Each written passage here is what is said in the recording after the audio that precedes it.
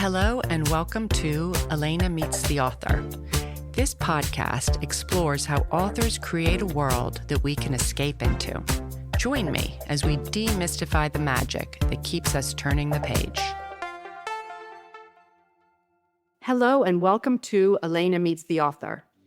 Today I'm speaking to critically acclaimed New York Times, Wall Street Journal, Washington Post, and Amazon best-selling author Robert Dugoni, who has sold more than 12 million books worldwide, mainly from his various police, espionage, and legal thrillers.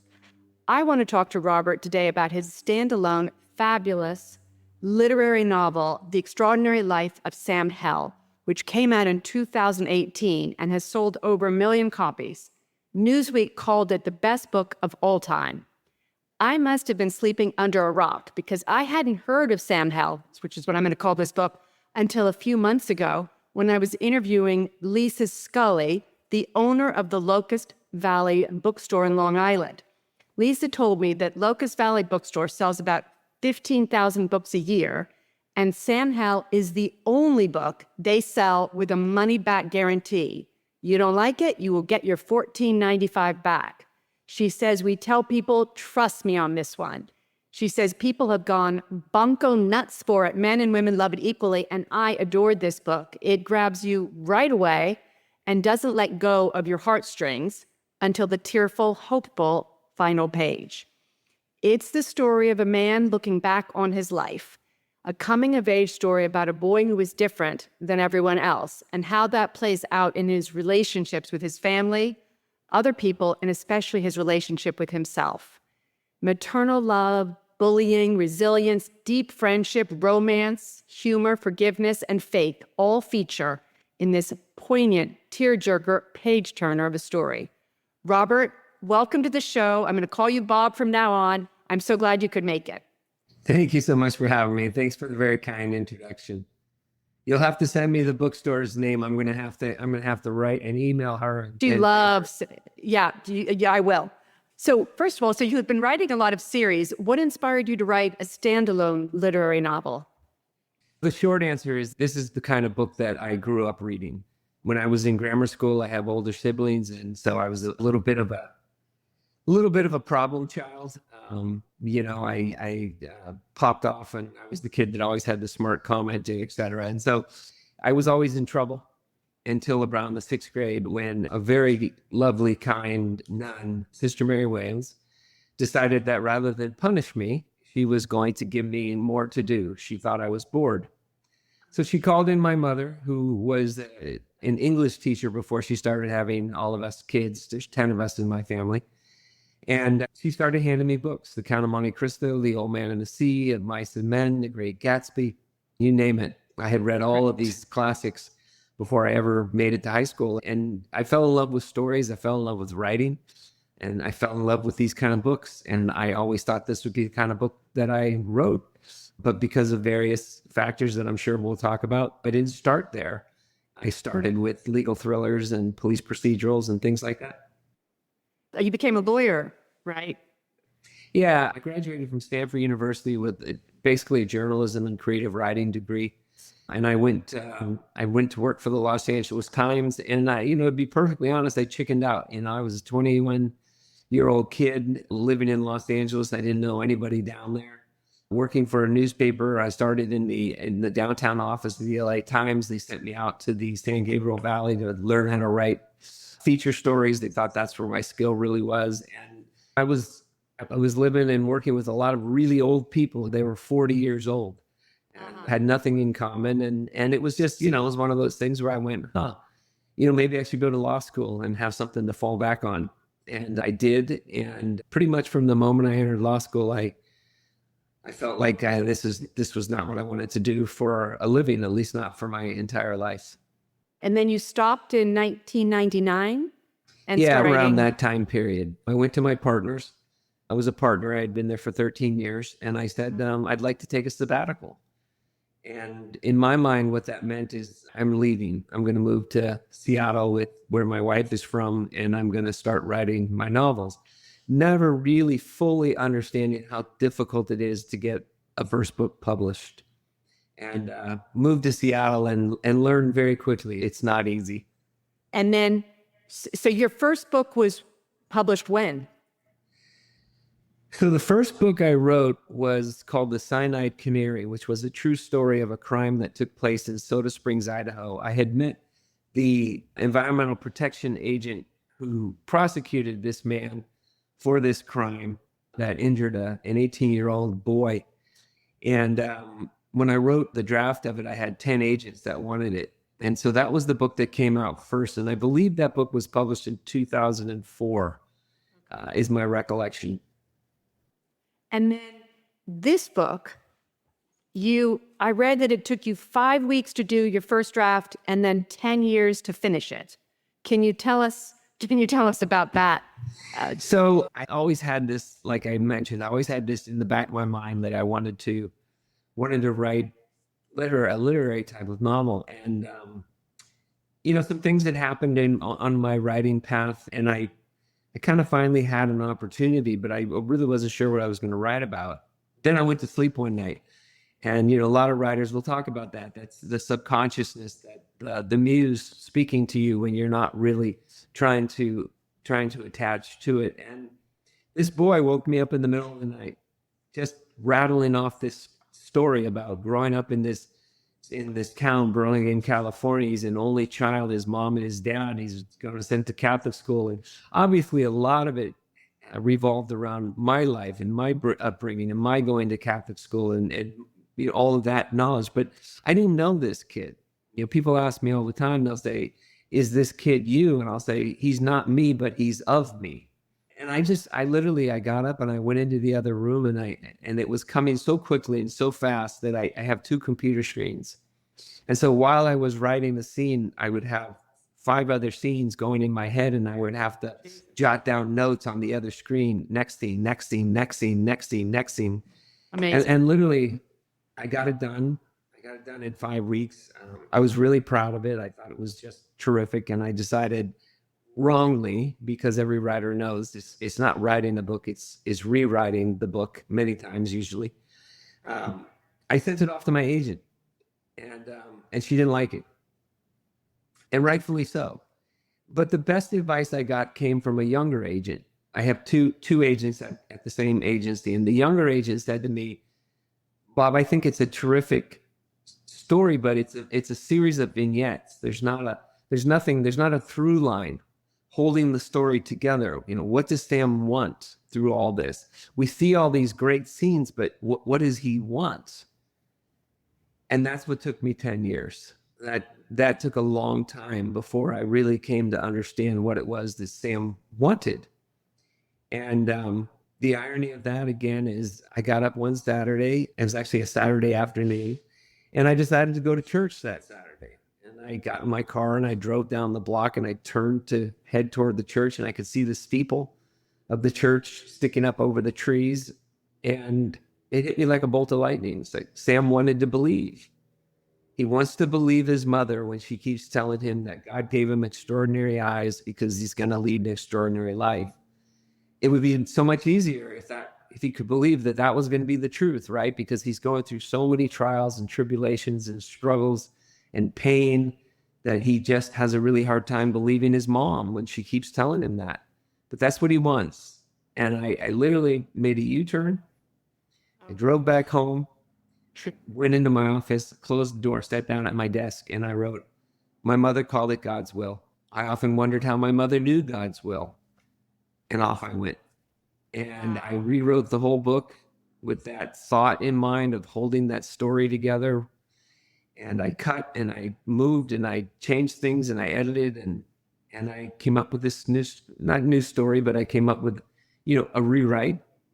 And I had a career at this point. I had success. I had written the first Tracy Crossway series of books that did extremely well. And so I had a publisher that was willing to read whatever I would send to them.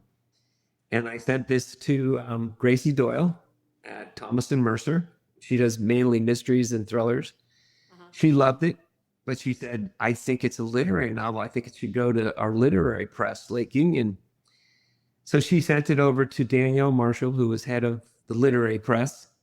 at that time. And I didn't hear from Danielle for a number of weeks. And then when she finally jumped on a Zoom call with me, she said, "I'm sorry, I was traveling, but I read your book while I was gone. And oh my God, it spoke to me so I couldn't wait to get back and speak to you." Wow. And that was it. It was, a different kind of book. It came out of the chute. It didn't come out, like thrillers come out and they sell like crazy and then they drop off. It just was this slow build, like you mentioned, this bookseller in New York. They really sell the books for me. They're the ones who keep telling people, "You got to read this book," and then people read it and they go, "Oh my God, how did I miss this?" Yeah. And this boy Sam, so he's got ocular albinism. Albinism, yes, Albinism. So he's got red eyes. yes, So that's what his mother is telling him. You have to have that. This was God's will. You are extraordinary. And yet he experiences all this bullying. In one of your interviews, I think you said this book is not about religion, it's about faith. yeah, And I wanted you to talk about what the difference is, because he does go to a Catholic school and his mother is very devoutly Catholic yeah, and they go to Lourdes and everything. So go ahead. yeah. Well, I don't paint the Catholic Church as being a particularly great place. Here, this kid is bullied. He's bullied by one of the teachers. He's bullied by the principal.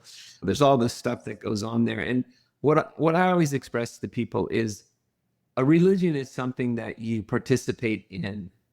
You go to the Catholic Church, you participate in this, you participate in that.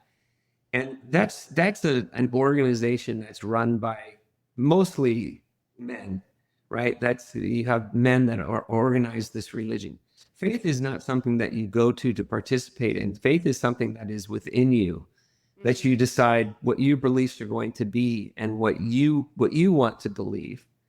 And that's what I always had. Is I had my problems with the Catholic Church. I had my problems with the things that transpired and came out about the Catholic Church. But I never had a problem with my faith, which was instilled in me by my mom, which was to believe that there was a higher power, to believe that I firmly believed in Jesus Christ. I'm not fervent about it or anything like that, but I firmly believe that this was a man who touched the world and changed it forever, and the Son of God. And so, I always go back to that. I never say, "Oh, I'm going to go back to the Catholic." No, I always go back to that belief that I have inside me. And, what really struck home for me was when I spoke to a woman that was the head of Universal Studios at the time that really wanted to try to make Sam Howell into a movie. And she said, "Bob, I'm Jewish. And this book was recommended by a friend who's Muslim." She said, "The religion is really irrelevant. It's a book about faith and hope." And I think that's really what it is about. Yeah. And the way you pull it all together with Sam and him coming, I don't want to give it away, but coming to terms, with his condition and actually being inspiring to others. But anyway, we won't wreck it for anybody. What you mentioned is very true of all of us, right? We all have to come to terms with something in our lives. None of us is perfect. And I think a lot of the struggles that we go through in life, a lot of the things we read about anxiety and OCD and depression come about, I'm not a psychiatrist, but come about because we're struggling to be perfect. And I think we reach an age in our lives, whatever that age may be, where we realize we don't have to be perfect. We just have to be who we are. And we begin to accept who we are. And because we accept who we are, all those other things begin to sort of float away. And that's what really happens with Sam, is he begins to accept who he is, and he begins to accept that he's different. But that different doesn't mean that he's less. It just means he's different. Yes, exactly. Quick pause if you're enjoying this conversation. I've started an exciting optional paid newsletter called Behind the Stories. It curates the most inspiring insights from the podcast, and it's also where subscribers can get an early peek into upcoming guests and be involved in the conversations before episodes are recorded. It's a way to support the show and not miss what's coming next. You'll find the link in the show notes. Now, back to the episode. You've said that the most quoted line in all of your books is the one at the very beginning of Sam Hell that his father says to him, There comes a day in every man's life when he stops looking forward and starts looking back. Did that line just come to you because it was such a perfect way to lead into this book where, you know, it's present day Sam, but he's looking back at how his whole life transpired? You know, when I write novels, and I know how this sounds, right? I know this sounds like woo-woo type stuff, right? But it's really true. When the muse is in my head and it's speaking to me, I will often describe it as I'm not really writing the book, I'm just transcribing a story that's being told to me. And I will go back and I will look at my novels and I won't remember writing them. I won't remember writing a particular phrase. I don't remember. And there are times where I go, wow, that's very good. You know, that's pretty poignant. And that's a line that's very poignant. And then the other line comes from a book I wrote called The World Played Chess, where it's about a coming of age story of three men, one of whom goes off to Vietnam and watches all of his friends dying. And one of the characters in that book says, growing old is a privilege, not a right. And I get asked about that all the time. I don't know where that came from either. Oh, wow. And so, you know, I think there are times, Kristen Hanna, who wrote The Nightingale and many other bestsellers, she said to me one time, sometimes good stories just fall in our laps and our job is to get out of the way. And I really believe that that's true. I believe that a lot of those lines that are attributed to me that have such deep meaning for so many people really are attributed to something else out there, and I'm just transcribing them. I read that when you're writing a book, you don't write outlines. You said it's an organic thing. So do you have to really get to know the character in your head? Or was there research for this book? Because you say you do a lot of research, but I'm thinking maybe that's more for your thrillers than Sam Hell. But is it more like, for example, that's the line the father sang. So do you get to know all of the main characters? Because there's, I don't know, there's probably about 6 or 8 of main characters in this book, I think, or 7, before you actually do your first draft. No, I discovered them as I do my first draft. It's sort of like what we're doing right now is we're meeting one another and we're starting to get to know each other. But in a book, it's much more intimate because I get to know their deepest thoughts, their deepest expressions, the things that make them happy, the things that make them sad, the pain they feel. You know, the mother, Maddie, in this book is very much my mom. I had a gentleman, I did a book club, and the gentleman said to me, I really felt like this was a love letter that you wrote to your mother. And you know what? He's probably right. And so for me, it was an opportunity to really learn who my mother was. You know, she read the book and she wrote me a letter. My mom's never written me a letter. I'm one of 10 kids. She didn't have time to write us letters, but she wrote me a letter. And she said, I finished your book at 3:00 this morning and I just felt compelled to write you. And what I wanted to tell you was I did my best. I always did my best. I don't know that I was the mother in your story, but I hope that I was. And I hope that I gave you an anchor that you could hold on to, meaning my faith. And so, I mean, not only did that mean a tremendous amount to me, but that's what I mean about, you know, I didn't know really that I was writing a love letter to my mother or anything like that. I was just learning who Maddie was, and I was learning who the father was, and I was learning who Sam was, and Ernie and Mickey. And, you know, people ask me all the time, they'll say, well, you must have had a Mickey in your life that you modeled that character after. And I always say, no, I wished I had a Mickey in my life, a person like that I could speak to about the intimate things that were bothering me. And I mean, I think a relationship between a young boy and a young girl is inherently different than 2 boys and 2 girls, right? You tell your buddies one thing, but you don't tell them a lot of other things. But I never had a Mickey.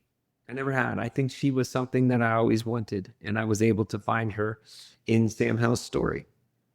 The mother, Maddie, is just an amazing woman. And she's there really till the very end. She's present. So I think that's one of the great aspects of this book is their relationship. And then the father, he's quite different. And their love story, the parents, the fact they're so happy. And then you also you paint the bully, David Bateman, so well. And your characters are so alive. You really feel like these are real people. I was reading that you said that this is sort of this different question actually, that when you write your crime and your mystery and your thrillers, that does inform your literary novels and vice versa.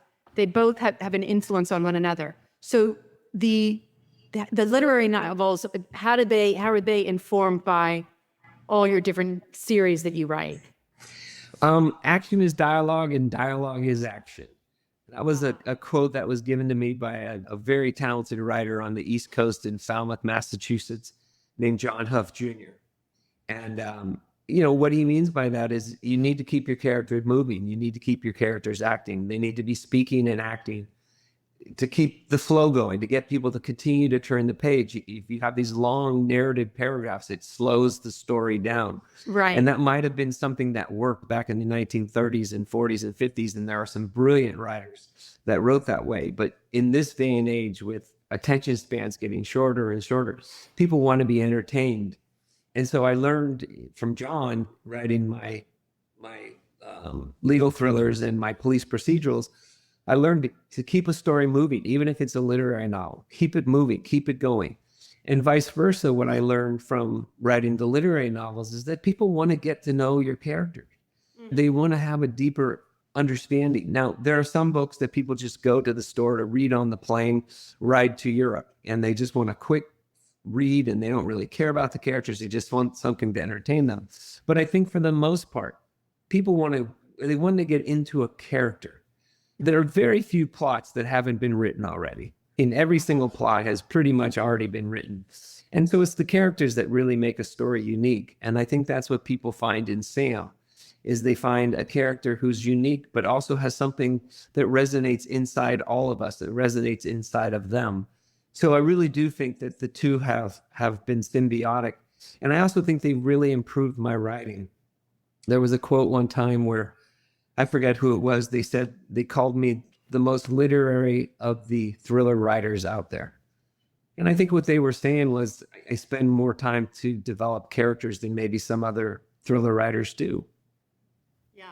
My husband was just reading some thriller book, and when he finished, he just said, he didn't give us enough of the background of the character. He didn't have a good feel for the character, so he didn't really grab, the book didn't work, because you always need that, I think. But you've said that it's very important for you to include humorous characters. Can you expand on that? Yeah. So Barb Peters, who's an independent bookstore owner, she owns the Poison Pen in Scottsdale, Arizona. I always do events for Barb. She's just a force of nature and a good friend. And I got down there one day and I forget what I had written. It was one of the Tracy Crosswhite books, and it was a pretty heavy book. And she looked at me and we were out and blah, blah, blah. And she said, you're funny. You're really funny. And I said, oh, thank you. And she said, how come none of your characters are funny? And that just, it just hit me like, it's like, she said, people like to laugh. It helps break tension. And it, when somebody is in the middle of something and they have something funny to say, she said, you can do that. Why don't you do that? And so I took it to heart. And I don't try to be funny, but I just think that some characters, she's right. That's how they deal with stress. That's how they deal with anxiety. That's how they deal with dark situations. It's their way. They use humor. I wrote a book called Hold Strong. It's a story of a World War II story that takes place in the South Pacific. And there's a character in there named Chavez. And that's what he is. He's funny. And so they're in the middle of this horrific situation. And he'll say these things that just, it gives people a chance to just kind of laugh.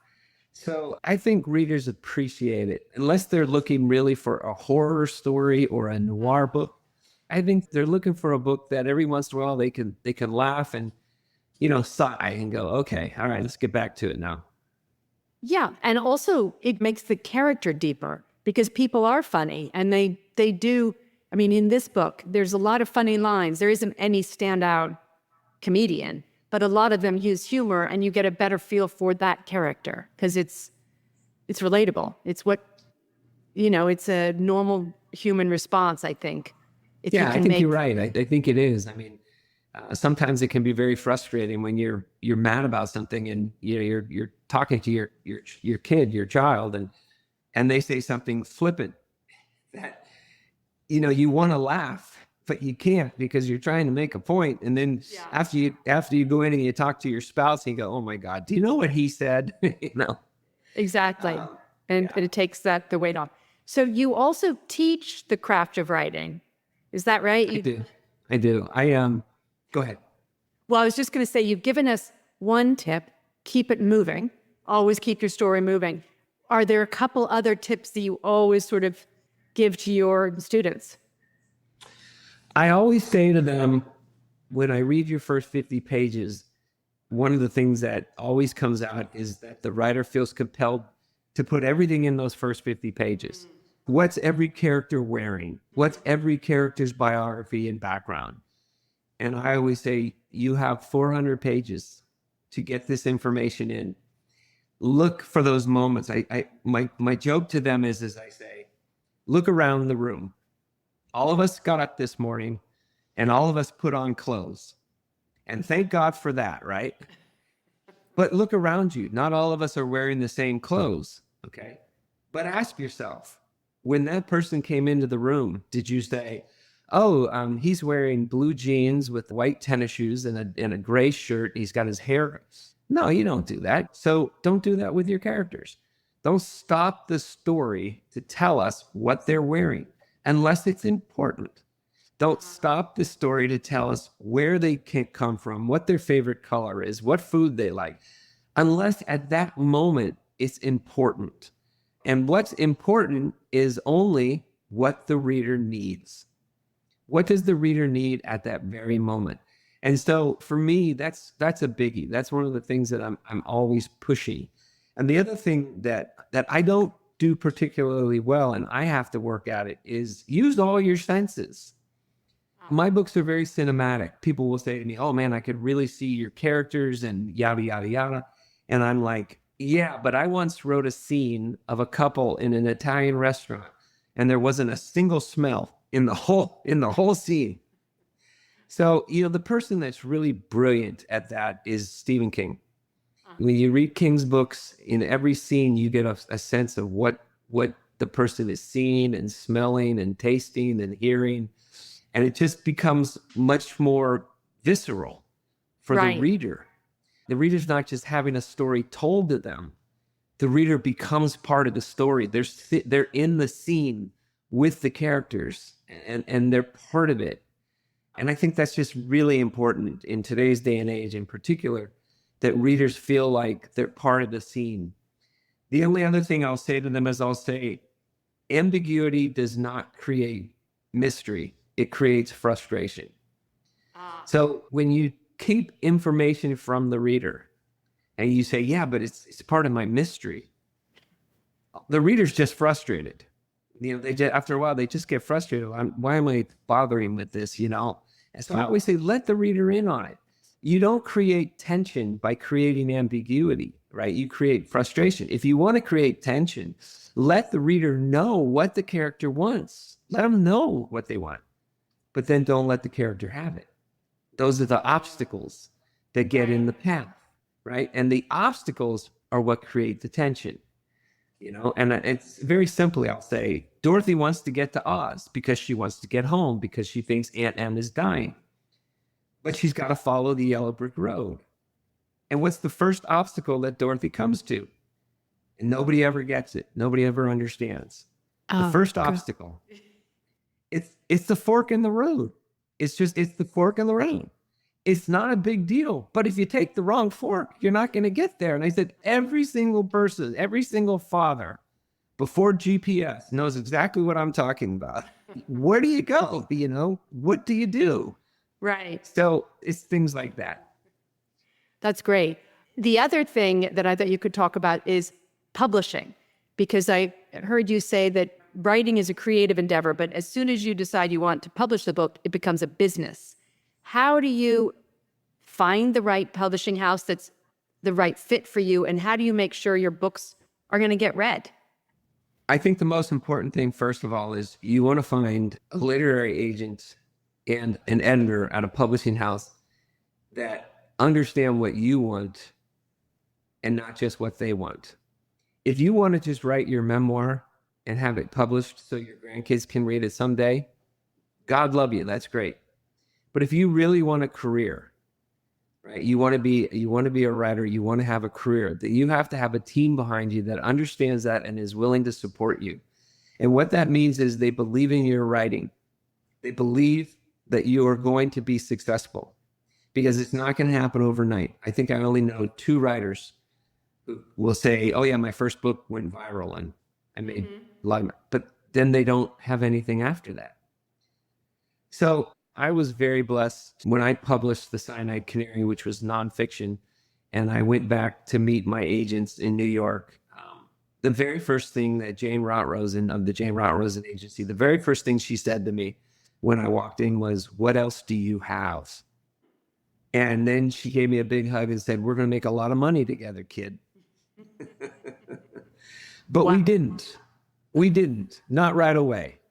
We had a lot of, books that would come out and the publisher loved them. And then they would either do nothing or they would get no promotion and nothing would happen. And one day Jane took me out for a drink. I was back in New York. It was after maybe my 5th book had come out in the David Sloan series.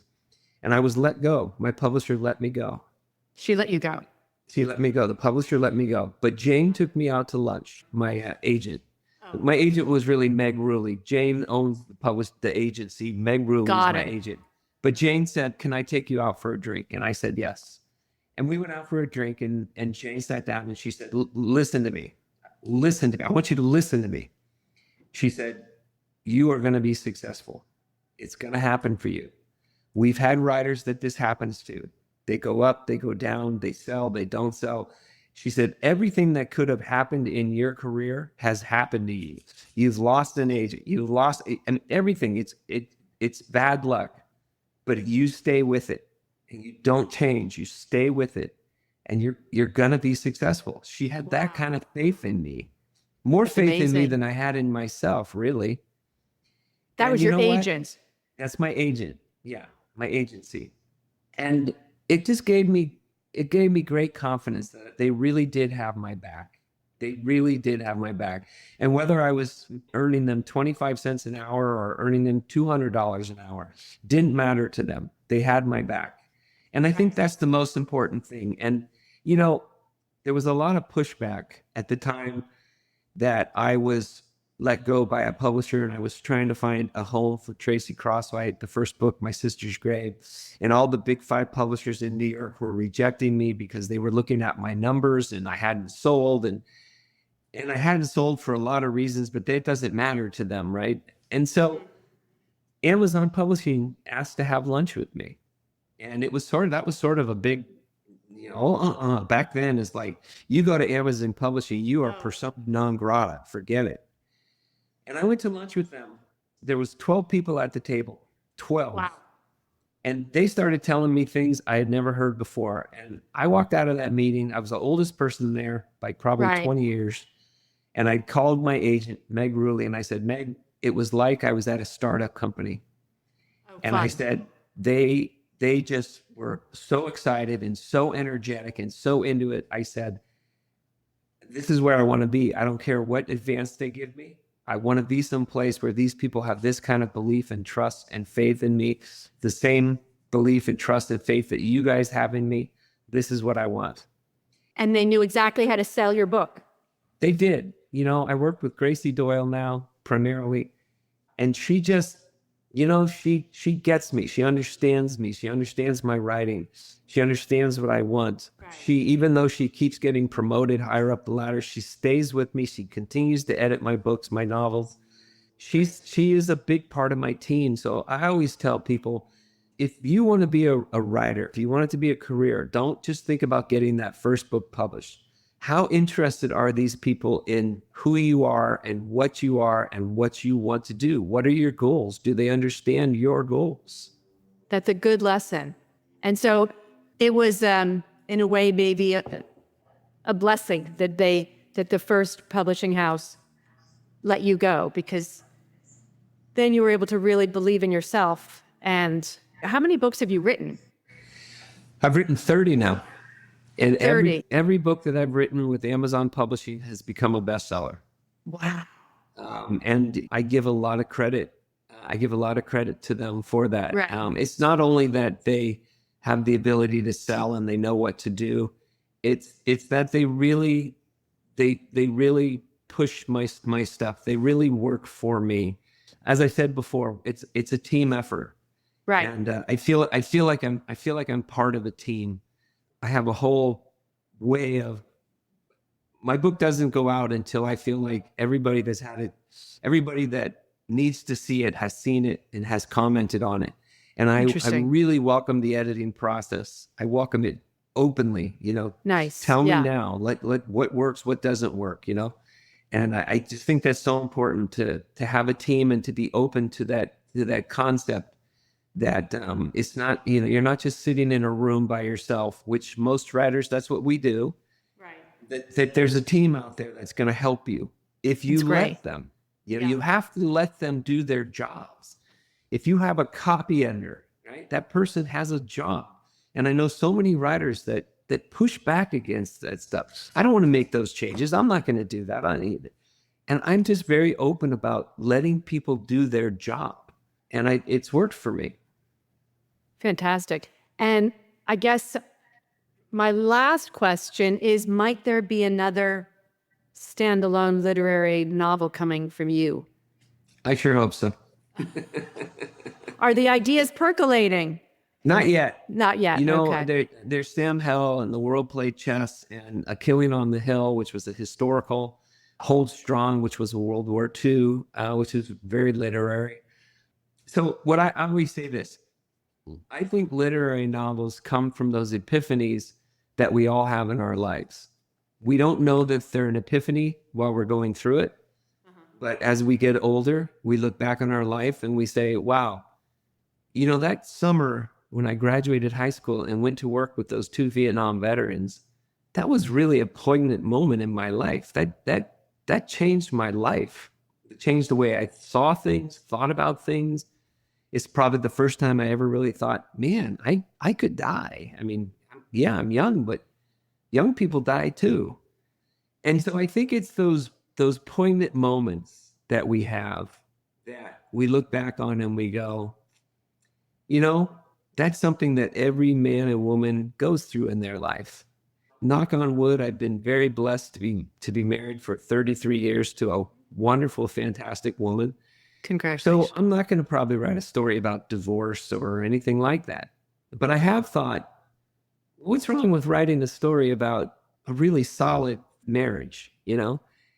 That moment when you meet that person, because we've all had that moment, right? Where mine was very simple. I was recruiting law students to come work at our law firm. And I was at Santa Clara and I opened up the door and there was this woman standing there. And at that very moment, I went, wow. Wow. And she said, she was in a tank top and shorts.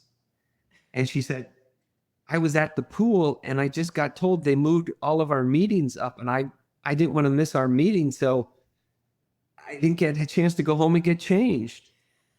And I said, well, that's okay. Come on in. And I later learned, this woman ended up years later, circle around, that she's my wife. And I learned later from her that when I opened the door, she looked at me and said, wow. And so that's that epiphany that I'm talking about, right? What was it in both of our lives? How did we get to that point where simply by opening a door, if I hadn't opened that door, I wouldn't be here. I wouldn't be married. I wouldn't have my kids. Right. There's something out there that brings people together. And so that's sort of what's percolating in my head, is that epiphany that we all go through. What really is that? Wow, that's a tricky one because It really it's is. just Because 50% of marriages end in divorce, and that's the way life. But does that mean that you missed your epiphany, or you just didn't? It just wasn't the right connection. Something just wasn't right about it. I have a sister that's remarried, and she'll talk about that. That she thought she was married to the right person, but now that she's been remarried for 25 years, she just realizes that she didn't open the right door at the right time. that's how I remarried. That's how I feel. And I remember when I saw my second husband, we were introduced by friends, and I remember walking to the restaurant to meet him. And when I saw him, I was like, wow, here's my type. I'd forgotten what I was looking for. I just knew right away that I really liked him. Yeah. Like there was a thing. Yeah. Well, that is it for my questions. Thank you so much. Thank you so much for having me. I'm so glad you could make it. I hope you enjoyed that episode. What a wise and talented writer/person Robert Dugoni is. The Extraordinary Life of Sam Hell is the kind of book that I know I'm going to keep referring back to and thinking about. So it makes sense that the person who created the book is full of really perceptive observations about how to write a good book, finding a publisher, and just life in general. So I hope you enjoyed that podcast episode as much as I did. And if you did, please consider subscribing. Other than that, see you in 2 weeks.